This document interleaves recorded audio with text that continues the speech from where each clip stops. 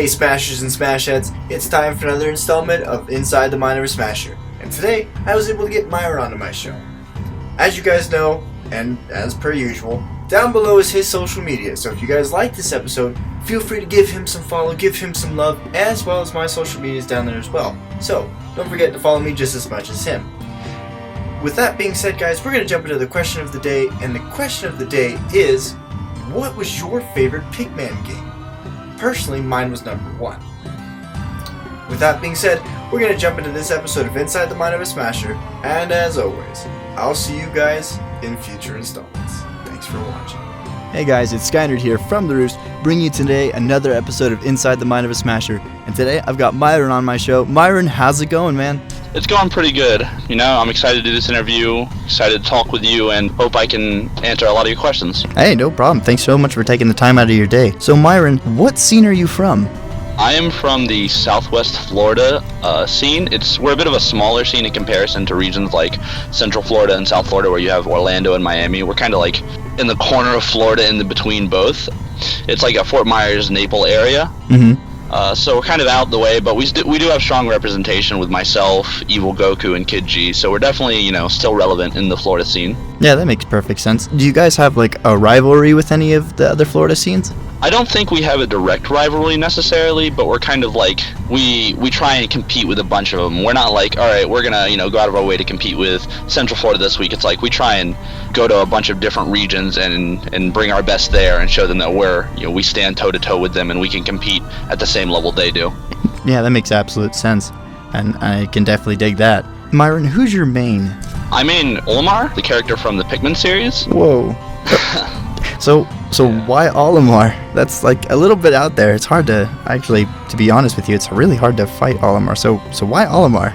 Funny story. So I started competitive Smash back with Super Smash Bros. Brawl in 2013. Mm-hmm. And I stumbled onto a Smashboards post. It was the first time there about Apex back in the day. I was like, oh, that's cool. And then I stumbled upon some videos, and there was a Japanese Olimar player for Brawl named Niatono. And I watched his videos, and I was like, wow, that's really cool. And at that time, I played Toon Link and Brawl. But I saw him play Olimar, and I was like, that's cool, I want to do that.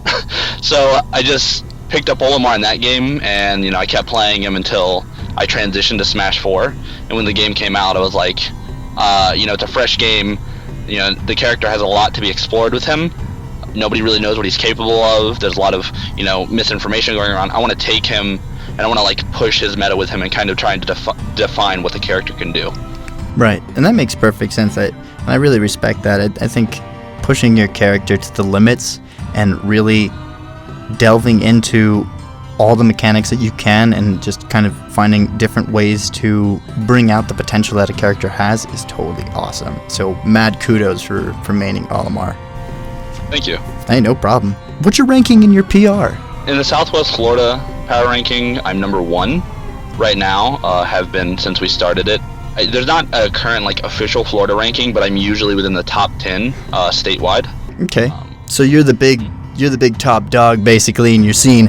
Who do you think in the other scenes kind of gives you a little bit of fright? In other scenes around Florida, I think some of the players that really challenge me and make me improve as a player and keep me on my toes are players like Static Manny, the Roy, goes by All Might Static. He's got a bunch of different names. Or MVD, the Diddy Kong main from South Florida. They're people who make me constantly improve to be able to keep up with them, and I have to try my best to be able to beat them. Makes perfect sense. Well, I mean, as always, I think it's, like I said, you playing Olimar is just an incredible thing. There's not really that many out there, so, I mean, there's some few, but still, we're not too well represented. You see him here and there in some states and all that, but it's definitely not your average character. Oh, for sure. So what's one of your favorite stages in Smash Brothers? And it can be competitive, and it can also be just kind of a fun environment. What's one friendly stage that you really just love? A friendly stage?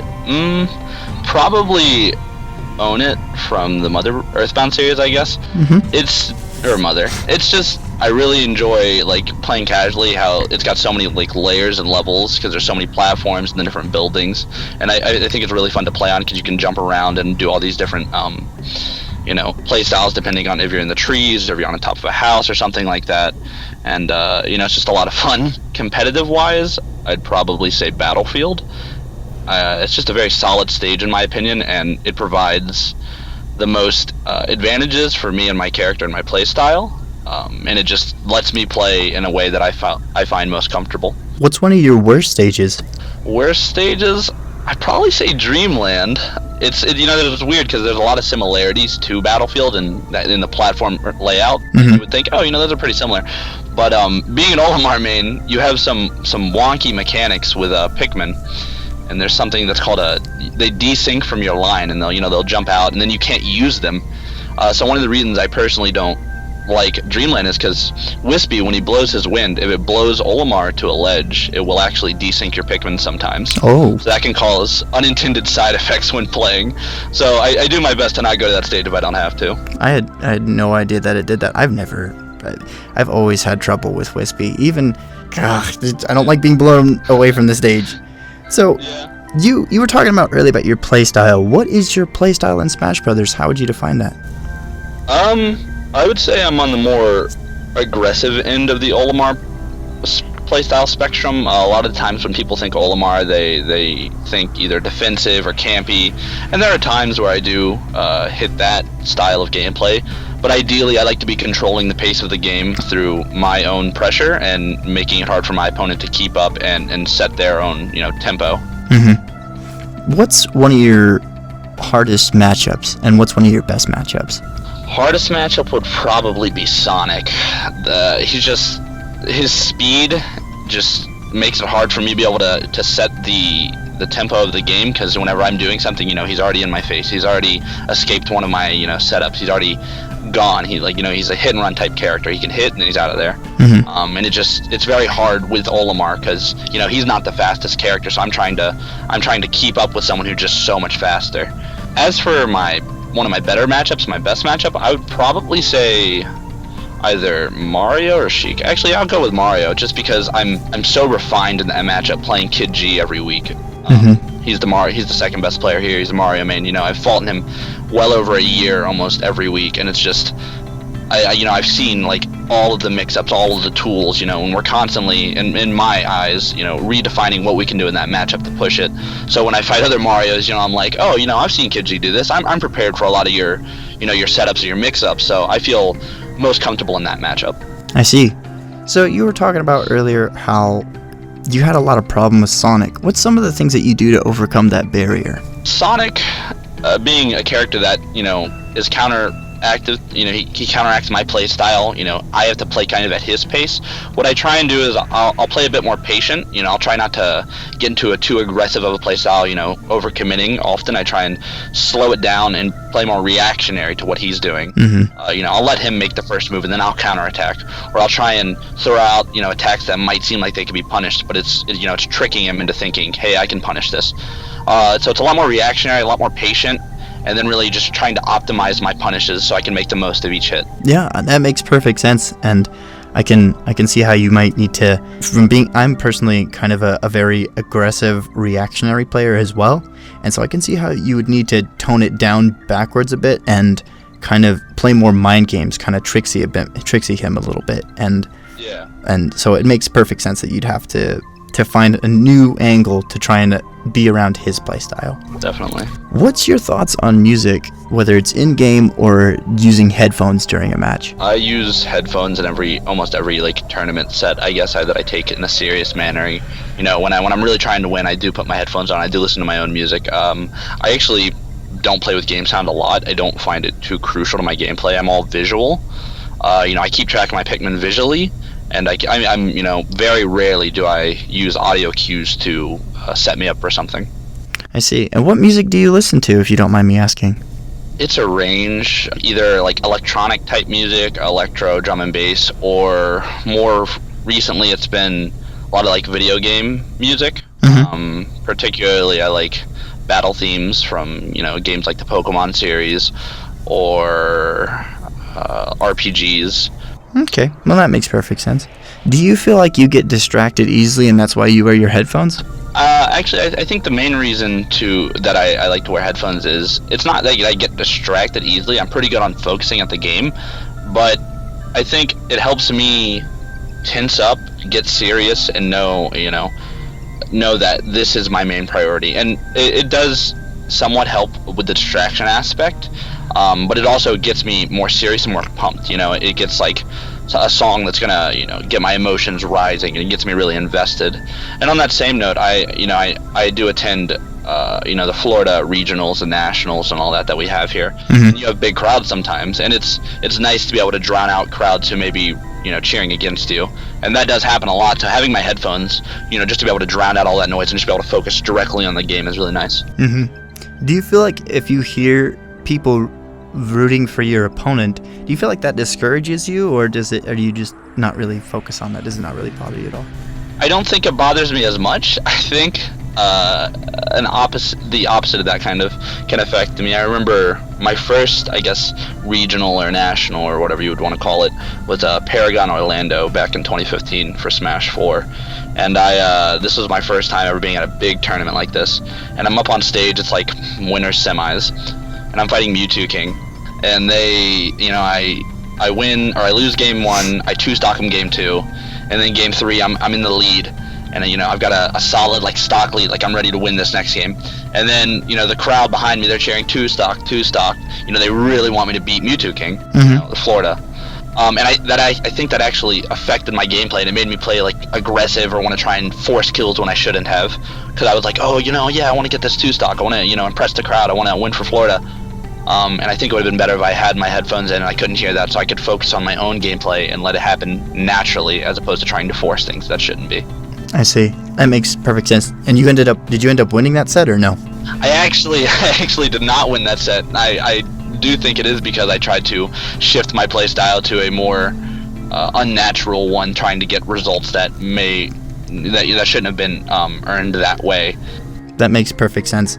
I can see your perspective, and I can see how the crowd can be distracting and influence you to do something that might not have been the best decision you've ever made, and that can cost you. Are you sponsored by anyone? I'm actually not sponsored currently. A couple months ago, I left my sponsor called Arcane Esports that I was with for a few months, but I decided to leave them. I felt, I was being a free agent, I could pursue better opportunities for myself. Mm-hmm. Is there any kind of sponsor that you want to be representing? I really like TSM as a team. I think it would be awesome to play with them, and that that's a goal that I would like to achieve one day. And I'm consistently working to better myself as a player and a person so that I can achieve these goals. I see. That's very respectable, and I can definitely get behind that. What's your thoughts on coaching, and do you have a personal coach? Coaching, I'm kind of mixed on it. I like the idea of having someone there to maybe help pump you up and give you some tips for before a set starts, or after a set, maybe be like, here's what you could have done better, here's what you didn't do that was the best, or something like that. I'm actually against mid-set coaching, and that's because it's happened to me numerous times. I've had people coach me mid-set and it's helped, but I would prefer, I fight the player and not, the coach behind the player who's just analyzing all game. Because there have been times where I was playing someone, I was doing well, and then, next thing, after game 1 or whatever, I see like 2 other people who made that same character, so I'm run up and they're like, hey man, here's all of this dude, here's all of my exploits, go beat him, when it's not always fair, because a lot of the times, one player might have someone who's there to coach him, but the other person might not, and I feel it's really unfair. That's why I think before or after sets it's a lot more equal, because then you have the time to prepare for it, you have the time to go in, but it's not like you're analyzing what's happening at that moment, and then once you start the fight, it's a lot more fair. Right, and it's basically more your skill than it is anything else. They have they had the chance to listen, and now it's time to put what they heard into practice. Yeah, when push comes to shove, it's going to be about the player skill and all the preparedness they took, not mid-game if you're losing, have, your coach come in and tell you what you could be doing better, and then drastically change, where without that, you might not have had that, you might not have noticed these changes in gameplay. Absolutely, absolutely. So what's been one of your notable tournament wins, or what's been some big tournaments that you've gone to and that you've taken some names down? I've taken, at least one set games off of every Florida Power Ranking member I know. I'd say most recently at CEO, I beat CEO 2016 in top 30 or top 64. I beat Big Lou, the Luigi that double eliminated MVD. Whoa! At a tournament before that, a regional in Florida, I come to Papa. I actually beat Static Manny, who had the jump on me for a long time. He's also very notable in his placings. I know he got 9th at EVO 2015, I believe. He's had good national placings all around, and has won many tournaments in Florida himself. Very nice. Very nice. What is one of the overall goals that you want to accomplish with Smash 4 in a competitive scene? For me, to go back kind of when I started competitive Smash, when I picked up Olimar, it wasn't just, I'm going to pick him up and play him because he looks fun. My goal from the get-go was to be the best with the character in Brawl, but due to times changing and communities progressing, I shifted over to Smash 4, but my goal had always stayed the same. I want to be the best Olimar player in the world. I want to show that I'm the best, and I want to be able to help other aspiring Olimar players so that we can all kind of grow together with this character and as a community. And I want to be a leader for that and show the world that I am the best with this character, and I can do things with him that other people may think he's not viable in this situation, but I want to show everyone that he is. You can always push yourself harder, you can always outplay your opponent with this character. Absolutely. What's one of the hardest things that you feel like you have to overcome during this journey, this progression that you're trying to make? I think it's myself, and being able to keep a consistent mentality when playing. It's really easy for me to get overzealous or like frazzled or something when something goes either too right or too wrong in a match. Maybe I'm like really feeling myself, and I'm getting good combos, and I get the first stock, and then all of a sudden I've got like a stock lead. But then at that point it's easy to get greedy and start fishing for kill moves or start trying to in the match where it shouldn't be, as opposed to maintaining a good constant pacing and playing a more natural gameplay style and allowing all of it to flow. Mm-hmm. And on the opposite end of that, I can also, maybe get killed early, get gimped or something like that, and then it's easy to get like worried, like, oh no, what if I lose? So I think the biggest struggle for me is keeping that constant, always playing good, always focusing on what I need to do, and not letting little things here and there or outside influences affect what I want to do. And I know how to win. I just need to be able to keep up the proper mindset to get there and not let anything affect me. What do you do to keep that mentality, to push away those negative thoughts that kind of, I know where you're coming from, because there's times where, like you said, you're winning a match or you're losing a match and you get discouraged or you get, overhyped on yourself and you falter because of it. So what do you do to counteract that? Every time I practice, every time I'm in tournament, I always try and be very cognitive of my gameplay and very aware. Playing Olimar especially, you have to be aware of your Pikmin lineup, so you're already doing that extra level of thought process to manage them and to watch their location and all that. So I think that helps me, but I try and stay really aware of what's going on. Whenever something hits, whenever I get hit by an attack or whenever a combo works, I think, all right, this worked or this didn't work. That's good. I already know what I want to do. Let's keep this train rolling. Let's stay calm. Let's stay focused. Let's not, and when I get hit by, maybe a kill move or something that disrupts my gameplay, I try and calm down, understand why that error happened or why it went wrong, correct it, and just keep going. Just the more you play, I encourage everyone to be able to think about their gameplay on that extra level while they're playing, so you can have this like a background mindset going on that's kind of analyzing while you're like the front part of your brain, I guess, so to speak, would be playing the game. The back part's analyzing, picking up, maintaining a constant flow. I see. So would that be the advice that you would try to give to newer players, is to, or for people who want to get into the competitive scene, whether it be casuals or the newer, the next generation of smashers that are coming in? Yeah. What advice would you give to them? I mean, that's some really deep stuff that you just said. Would that be something that you'd want them to reflect on? Yeah, I think you shouldn't get discouraged if you have, a bad streak or you're struggling to improve. It takes time. You know, I was when Smash 4 came out, I wasn't a top player or a name that was well known in Florida.